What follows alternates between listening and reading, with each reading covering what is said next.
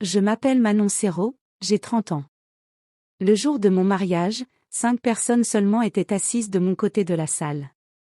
Mon mari, ma meilleure amie Inès, 2 collègues de bureau. Les 38 autres chaises sont restées vides, avec des serviettes pliées sur des assiettes que personne n'a touchées. Mes parents ont dit qu'ils ne pouvaient pas se libérer. Mon frère a dit qu'il avait déjà des projets. J'avais envoyé 24 faire-part à la famille Serrault. Chacun m'est revenu vierge, sans une seule croix cochée. 5 semaines plus tard, toute ma famille prenait l'avion jusqu'à Lisbonne pour l'anniversaire de mariage de mon frère, avec traiteur, feux d'artifice et tenues assorties. 60 photos publiées, tout le monde souriant.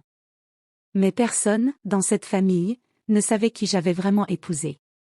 31 jours après notre mariage, mon téléphone a affiché 192 appels manqués. Et ceux qui n'avaient pas pu faire 2 heures de route pour moi n'arrivaient soudain plus à raccrocher. J'ai grandi à Vesoul, en Haute-Saône, une ville où tout le monde connaît vos notes de terminale avant même que vous les ayez reçues. Mon père, Bernard, était technicien dans une usine de mécanique. Ma mère, Sylviane, dirigeait la médiathèque municipale et gérait notre famille exactement comme elle gérait ses fichiers, tout classé, tout à sa place. Puis il y avait mon frère, Julien, 3 ans de moins que moi. Dans la maison Serrault, il existait une règle tacite, celui qui avait le plus besoin de maman recevait le plus d'attention. Julien avait besoin de maman pour tout, le choix de son lycée, ses ruptures amoureuses, ses emprunts bancaires. Moi, j'ai toujours géré seule.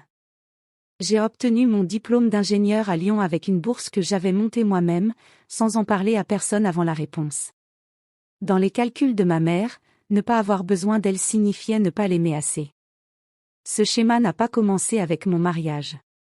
Ma remise de diplôme, personne n'est venu, ma mère a dit que Julien avait un rendez-vous chez le dentiste, un samedi, à 2 heures de route. Mon 28e anniversaire, aucun appel de la journée, 2 jours plus tard, un texto écrivant mon prénom de travers. Chaque moment, seul, pardonnable. 300 petits moments empilés forment quelque chose qu'on ne peut plus excuser. J'ai rencontré Adrien Lefort lors d'un congrès sur les technologies médicales à Grenoble.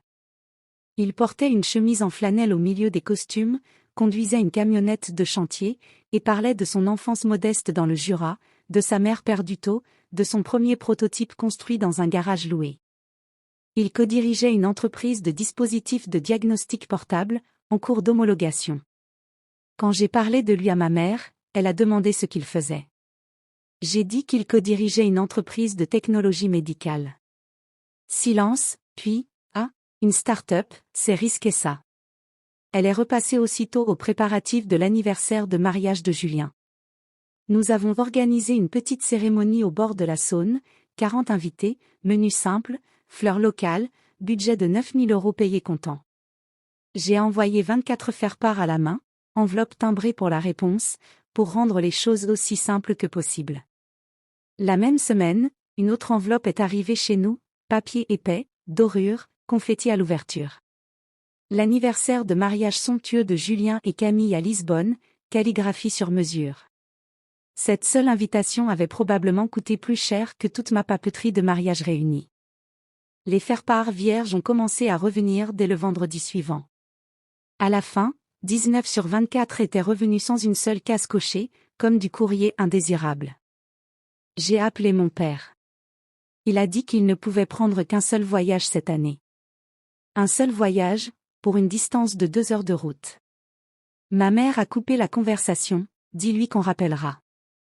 Une semaine avant le mariage, ma mère m'a laissé un message vocal de 41 secondes, ton frère fête son anniversaire de mariage, un mariage à toi, ce n'est jamais qu'une fête, tu auras d'autres occasions. 7 mots qui se sont refermés sur moi comme un verrou. Le jour J, 5 personnes sont venues. Adrien, Inès qui avait fait 4 heures de route, 2 collègues. 38 chaises vides, un service complet dressé devant des fenêtres sans personne derrière. J'ai demandé qu'on ne débarrasse rien.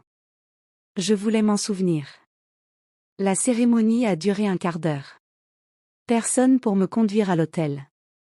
J'ai marché seule entre les tables vides, comme j'avais toujours marché seule dans ma vie, et cette fois, quelqu'un m'attendait au bout de l'allée. 2 semaines après le mariage, j'ai découvert où ma famille avait passé ce même week-end, 60 photos sur les réseaux, Lisbonne, arche de ballon, gâteau à 3 étages, tenues assorties, piscine privée. Tous ceux qui m'avaient renvoyé un carton vierge souriaient sur ces photos. Mon père portait un polo neuf que je ne lui connaissais pas. Ma mère brandissait une flûte de champagne, radieuse. J'ai fait le calcul, assise par terre dans ma salle de bain, environ 9 000 € dépensés pour rejoindre le Portugal, 0 € pour rejoindre mon mariage à 2 heures de chez eux. Une amie de la famille m'a envoyé, quelques semaines plus tard, des captures d'écran du groupe familial WhatsApp. Ma mère y avait écrit, 3 semaines avant mon mariage, « Je n'irai pas. Si d'autres y vont, ça envoie le mauvais message. » Mon oncle avait répondu, « J'ai renvoyé le carton vierge, comme tu l'as dit. » Comme tu l'as dit. 5 mots qui réécrivaient tout. Ce n'était pas de l'oubli. C'était un ordre, suivi par 21 personnes. Après le mariage, Julien avait écrit dans ce même groupe, « Elle a épousé un genre d'ingénieur, on n'a pas raté grand-chose. » 31 jours de silence total de ma part. Puis, un mercredi matin, Adrien a reçu un appel, l'entreprise qu'il co-dirigeait venait d'être rachetée par un grand groupe de santé pour un montant à 9 chiffres. Sa part personnelle valait plusieurs dizaines de millions d'euros.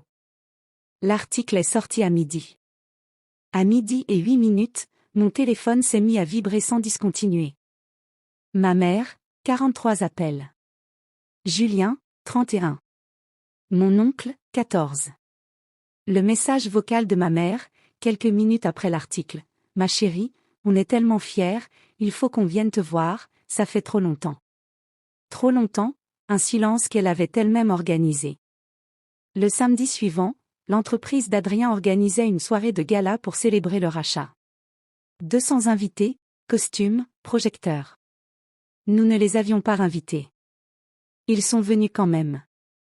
Ma mère a traversé la salle en s'écriant que nous étions de la famille. Julien a présenté son mari, en pleine reconversion professionnelle, pour lui glisser un projet d'investissement. Adrien lui a coupé la parole, calmement. Et devant 200 inconnus, j'ai posé les faits, un par un. Le boycott organisé, le message vocal, les captures d'écran, l'anniversaire au Portugal payé alors que mon mariage ne valait pas le déplacement. La seule chose qui a changé, ai-je dit, c'est un chiffre dans un article. Ça me suffit. La sécurité les a raccompagnés dehors sous les yeux de la salle entière. Les semaines suivantes, tout s'est délité tranquillement, le projet professionnel de mon frère, mort-né, ma mère, mise en retrait discrète à la médiathèque où tout Vesoul avait entendu parler du boycott. J'ai envoyé un dernier message à toute la famille, sans colère, juste une chronologie des faits, et une phrase, « Je ne ferme pas la porte, je vous demande de la mériter. » Ma mère a répondu en 3 minutes, sans même avoir tout lu, que je les punissais pour une seule erreur. Une erreur, pour 14 années de silence. Je n'ai pas répondu. J'ai simplement rangé, dans un tiroir, les 19 cartons vierges, et je n'ai plus jamais tenu la porte ouverte pour des gens qui ne passaient le seuil que lorsqu'ils avaient besoin de quelque chose. Ceux qui vous aiment vraiment n'ont pas besoin d'un article pour se manifester. Ils sont simplement là. Et vous ne devez rien à ceux qui ne viennent que sur commande. Si cette histoire vous parle, dites-moi en commentaire qui, dans votre vie, mérite vraiment sa place à votre table, et abonnez-vous pour la prochaine histoire.